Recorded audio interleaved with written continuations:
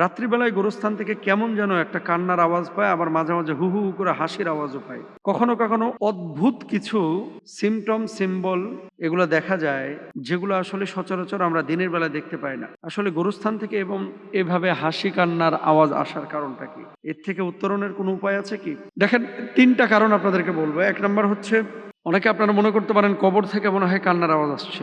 যদি কবরের আশপাশ থেকে কোনো কান্নার আওয়াজ আসে, তাহলে এটা বজ্জিনের আসর হতে পারে। কারণ কবরের ভিতরে মুর্দা ব্যক্তির কান্নার আওয়াজ পৃথিবীর মানুষ শুনতে পাবে না, এটা স্বাভাবিক বিষয়।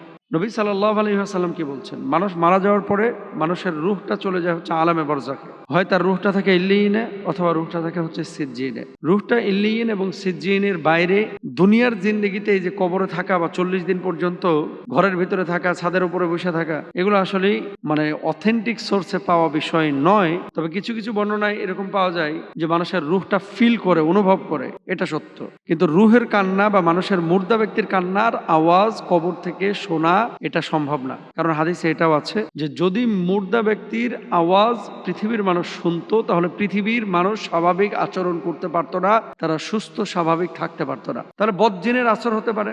দুই নম্বর বিষয়, অনেক সময় বাতাসের আওয়াজ, অনেক সময় গাছের পাতার এই যে একটার সাথে আর একটা বাড়ি লাগলে একটা কিন্তু আওয়াজ তৈরি হয়। একটা পাতার সাথে আর একটা পাতা, একটা ডালের সাথে আর একটা ডাল, তারপরে বাতাস যখন প্রবাহিত হয়, তখন যখন পাতা বা গাছের সাথে সংঘর্ষ বাঁধে, তখন কিন্তু একটা নয়েজ হয়, আওয়াজ হয়। এগুলোকে অনেক সময় কান্নার মতো, হাসির মতো অনেকে মনে করেন যে এরকম কিছু। আর যদি দেখেন যে হু হু করে হাসির আওয়াজ আসতেছে, এগুলো সম্পূর্ণরূপে বজ্জিনের আসর। আরেকটা বিষয়, সেটা হচ্ছে মনে রাখবেন যে আত্মহত্যা করে যখন কোনো মানুষ মারা যায়, এদের রূহগুলো ঝুলন্ত থাকে, এরাও কিন্তু ইল্লিয়িন অথবা সিজ্জিনে চলে যায়। কিন্তু অপবিত্র আত্মা, আমরা মনে করি যে আত্মা হিসেবে মনে হয় ফিরে আসতেছে, না, এগুলো বজ্জিনে এই কাজগুলো করে। ওই জায়গাটায় তারা দুষ্টামি করে, ওই জায়গাটায় তারা মানুষকে ওয়াসওয়াসা দেয়, মানুষকে ভয় দেখায়। এবং সাইকোলজিক্যালি মানুষ যখন সবসময় বেশি ভাবে, তখন এগুলো স্বপ্নের মধ্যেও মানুষ ফিল করে। আর এগুলোকে আমরা বলে থাকি কি, যে তার প্রেতাত্মা ফিরে এসেছে বা রূহটা ফিরে এসেছে।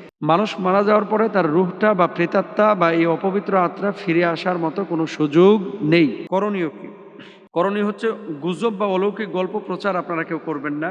ভয় না পেয়ে আল্লাহর উপরে ভরসা রাখুন। কবরস্থানে গেলে মৃতদের জন্য দোয়া করবেন, আসসালামু আলাইকুম আহলাদ দিয়ারি মিনাল মুমিনিন ওয়াল মুসলিমিন, অথবা বলবেন আসসালামু আলাইকুম ইয়া আহলাল কুবুর।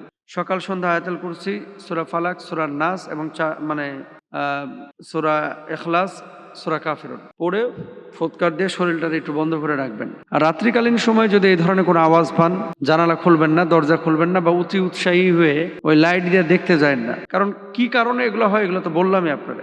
এটা মনে করার কোনো সুযোগই নাই যে কবর থেকে মুর্দা ব্যক্তি আওয়াজ করতেছে আর আপনি শুনতেছেন। এটা কেউ বিশ্বাস করবেন না, এগুলো বিশ্বাস করা যাবে না। আল্লাহ রহম করুন, আমিন।